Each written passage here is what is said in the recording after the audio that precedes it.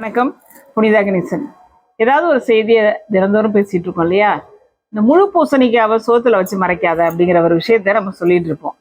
அது என்ன அப்படின்னு பார்த்தீங்க அப்படின்னு சொன்னா, வழிபோக்கர் ஒருத்தர் ரோட்ல பூசணிக்காய் இருக்கு, அதை பறிச்சு எடுத்துட்டு வீட்டுக்கு போயிட்டாரு. அதை உரிமையாளர் பார்த்துட்டாரு. பார்த்தோன்னே பூசணிக்காய் திருட அப்படின்னு ஒரு பேரை வச்சுட்டாங்க. அந்த ஊர்ல இருந்து யார் வந்து கேட்டாலும் இந்த பூசணிக்காய் திருடின வீடா அப்படிங்கிற ஒரு செய்தி வந்துகிட்டே இருந்திருக்கு. உடனே என்னடா இது எப்படி மாத்துறது அப்படின்னு சொல்லிட்டு 2வது தலைமுறையில அவங்க பையன் படிச்சு நல்ல பெரிய ஆளா வந்துடுறாரு. வந்ததுக்கு அப்புறம் இதை எப்படி மாத்துறது அப்படின்னு யோசிக்கும் போதுதான் அவருக்கு ஒரு சிந்தனை தோணுது. எல்லாரையும் கூப்பிட்டு விருந்து வச்சு எல்லாருக்கும் சோறு போடுறாரு.